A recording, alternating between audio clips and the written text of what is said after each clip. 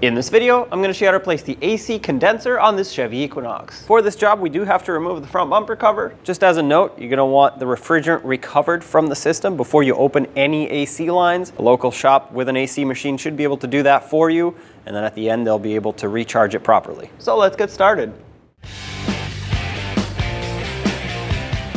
From underneath the vehicle, you'll see two 7mm screws that hold the fender liner onto the front bumper. Remove both of these.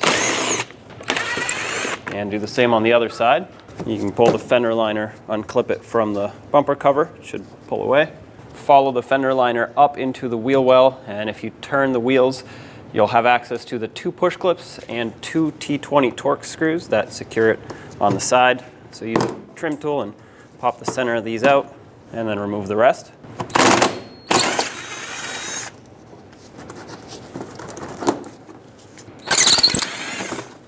There we go. This should move now. Do the same on the other side. Looking right up here in this cutout, you'll see that there's a 7mm headed screw holding the bumper cover onto the fender. Remove that. And then of course do the same on the other side. At the top with the hood open, you'll see four T20 Torx screws. Remove all four.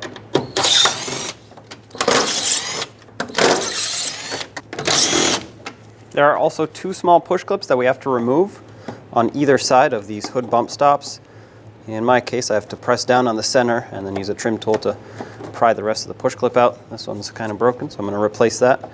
But once you remove these, the top of the bumper cover should be free. On each side where we unbolted the bumper cover from the fender, you should be able to pull it away. It'll pop out of its retainer clips and underneath the headlight as well, just like that. Now don't go too far with it. We're going to have to disconnect the plug for the fog lights. If you peel the bumper cover away on the side, you'll see the plug accessible right here. And to disconnect it, there's two tabs, one on each side. You have to pry them away kind of at the same time and then pull down on the connector. There we go. Do the same on the other side. With all that disconnected, grab the bumper cover and pull it away.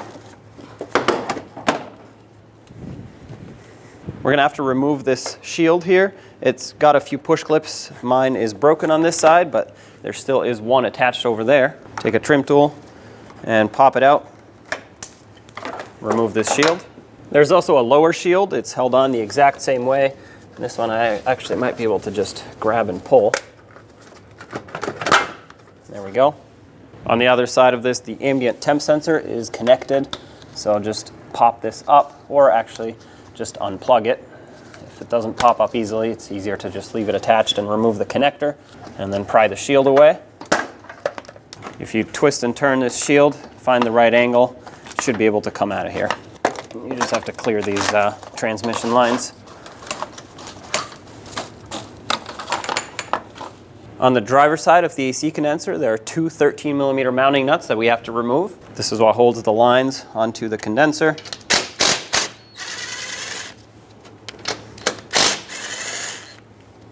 When you pop these lines away, you may hear a hissing noise. The machine that drains the refrigerant usually puts a vacuum on it at the end. There we go. That's the vacuum being removed. Pull these away. Quite a bit of corrosion on here, but looks like it doesn't affect the seal or the integrity of either the condenser or the line, so that's good. There is a 10mm bolt at the top holding the condenser on the radiator. Remove this. Looks like someone's been in here before since there's some washers stacked on here.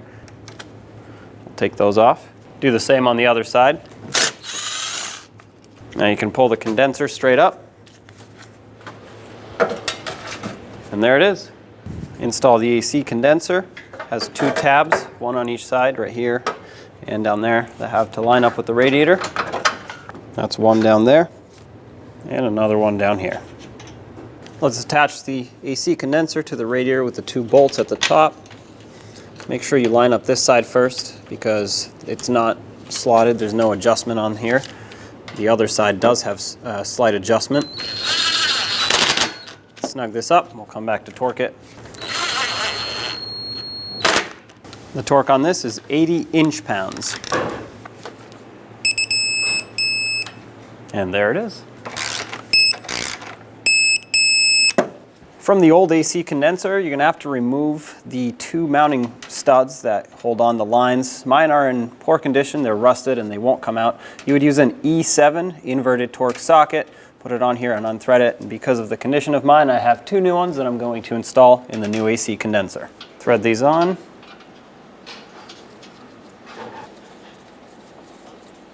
Mine have a flat area here in the middle. I'm going to use pliers on that to thread them in.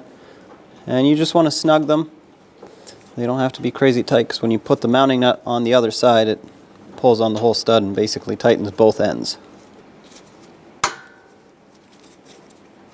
Now take the lines and slide them on.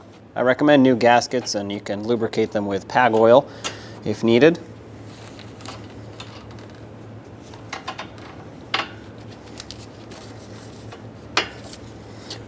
Reinstall the two mounting nuts.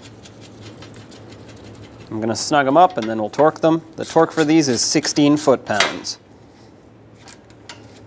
That's snug and snug.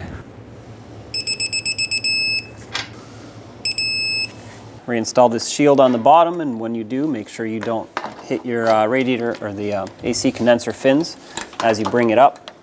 You're going to have to twist it around the cooler lines here, just like so, and then it's got this cutout that lines up with the lines.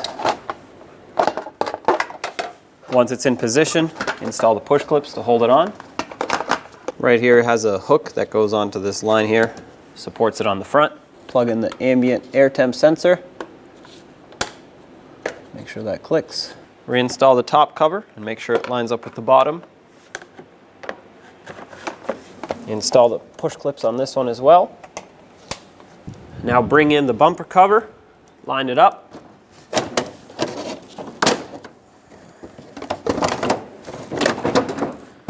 Push this back down. Secure the sides with the little push clips. There we go. And then the torque screws at the top. Snug them up.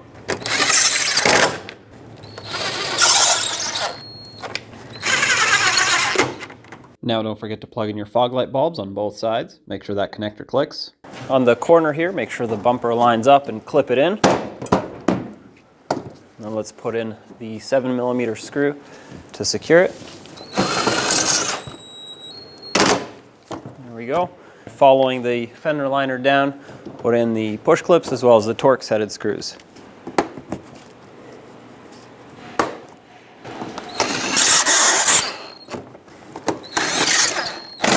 At the bottom, you're probably going to have to push this bumper in to make it line up and then set the push clip through.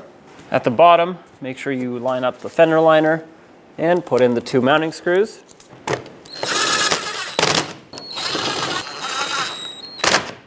Do the same to the other side.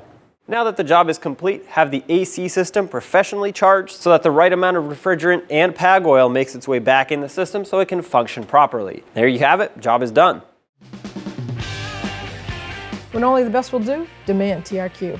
The only company that lets you view before you do. TRQ is committed to offering the highest quality aftermarket auto parts that are engineered for peace of mind. Thanks for using and viewing with TRQ.